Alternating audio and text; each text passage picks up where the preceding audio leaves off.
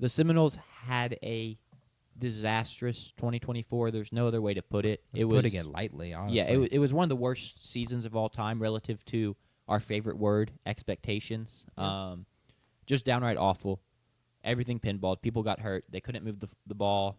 Their defense was just okay. I mean, it was just ugly all around.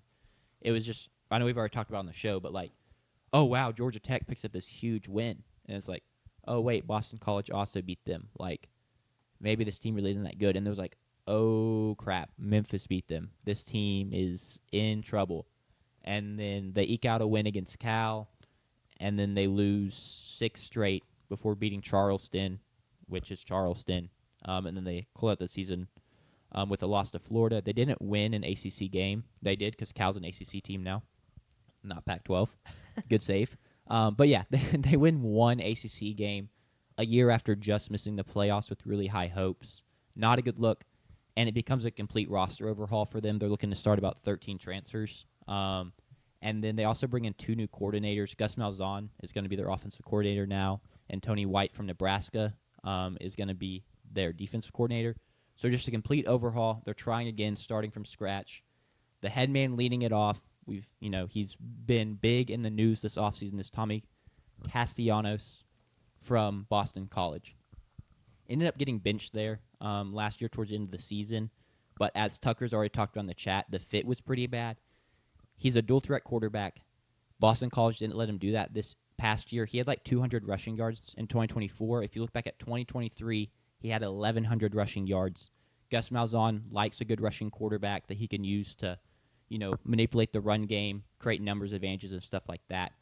So I do think the fit is better here for Thomas Castellanos. Do you all agree with that?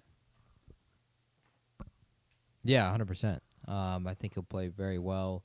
He's already clearly playing with a ton of confidence. And that to is not speak lacking. with that amount of confidence in camp, I think shows that he's given the keys that he wanted to the car that he wanted, not only literally, but also figuratively on the football field. I assume he got a sick ride for now being a Seminole with the NIL money, but he is now being given the keys to the offense, and I think he'll play well under that. Then again, that goes back to what is your definition of well? Just above average. I don't expect this guy to be top 5 in the quarterbacks in the ACC this year, and that's kind of a hot take, kind of not though. If you really look at the ACC quarterbacks in general, with Cade Klubnik, Carson Beck, you have Miller Moss, who we'll get into here in a little bit, Haynes King, Kevin Jennings, you have Darian Mensah. Like, you can't really say he's necessarily better than any of Carson those. Beck? I said Carson Okay. Beck, yeah. So I don't think that's necessarily a hot take, but It's not. He's a lot better than what they had last year. he is 100% better than DJ Uyongulele and Luke Cromenwork, who is a future Bulldog legend. Was that a joke about his name, or did you mispronounce it? Mispronounce what? Cromenhook? Yes, I just mispronounced. Okay, I didn't know if there was like a joke. I didn't know if I missed a joke. Is I it mean, not I had no Croman- idea how to pronounce his Is name. it not Cromenwork? No, it's Cromenhook, I Okay, believe. whatever, I don't man. think there's a W in there. Future Bulldog backup to Kamario Taylor, Luke Cromenhook. I think that's right. I think he'll transfer. He is Before being better the than those two, I would say, on paper at least so far. And they'll be put straight in the national media and the national conversation, hosting Alabama. And that's a game they can win. That's 100% a game they can win. I cannot wait for that game. With Ty man. Simpson It's gonna be more than electric. likely going to be the starting quarterback. It really becomes a huge program battle. It's a huge game for Mike Norvell. Last year they brought in 17 transfers, and this year they brought in 13. So they're kind of rolling the dice again on the transfer wheel. If you remember 2 years ago. brought in or are starting?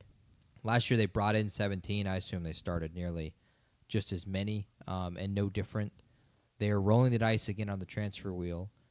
2 years ago they did that, and it was a overwhelming success, and they were 12-0.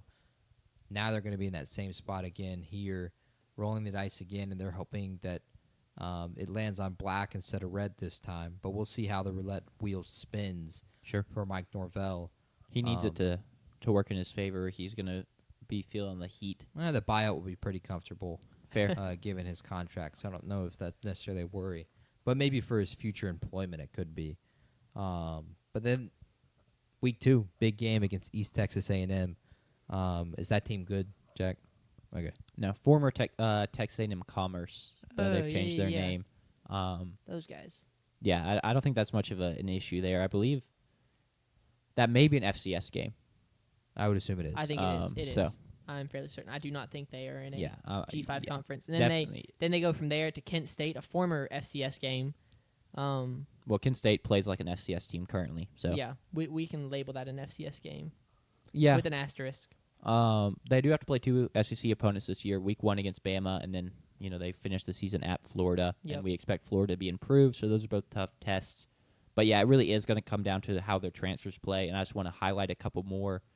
Deuce Robinson is a wide receiver coming in from USC.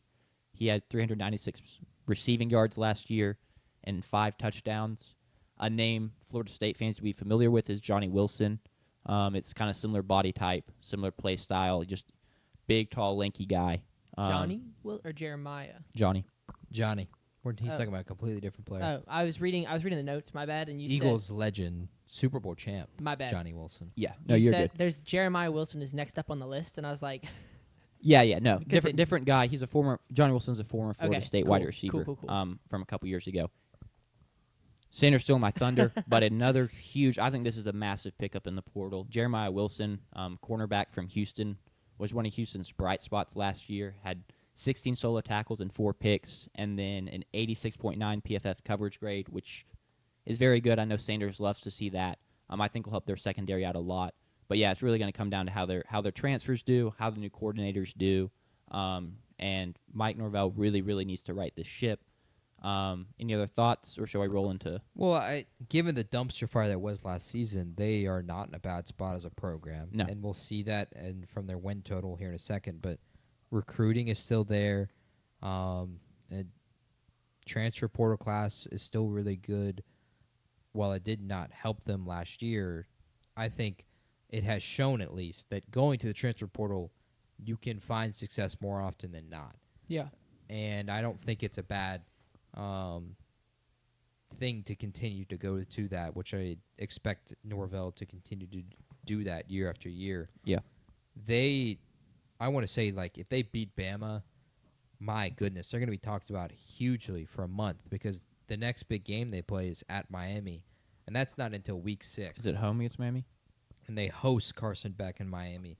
So this is a program that very, very quickly becomes a topic of conversation immediately, beating Bama, if you can do that at home. And they have every opportunity to do that and really springboard their season. Winning that game, it almost feels like, okay, well, now they should not lose a single game besides maybe Clemson and at Florida. yeah. That could be a playoff bid at 10-2 with a win Yeah. over Bama. So that becomes a huge game for this program. Otherwise, they're kind of forced into having to win at Clemson or at Florida. That game holds more impact than I think people really realize. I think people are seeing it as it holds impact on Alabama. I It's don't for think it both. holds as much as it does on Florida State. That's For right. me. Yeah. Going back to their win total at 7.5, I expect them to hit the over there. I don't really see playoffs or anything. I don't see a complete 180 after their last season 180. But the roster's really talented, and I think they made some good additions in the portal, and I like their coordinator hires. So I can see 8 or 9 wins. Yeah, I'll I'm take the also over. going to take the over. And like JP was just saying, if you're going to build your roster through the transfer portal and through bringing new guys, like they're doing it the right way. They had the second best transfer portal in the ACC. Their high school classes the past 3 years have been second, fourth, and third. So a very talented team. Norvell has shown that he can take a talented team to success. They went 13-0 2 years ago. I think I'm gonna call last year the outlier. Like you said, I don't know if playoff is in the picture this year, but I think 8 wins at least is in the picture.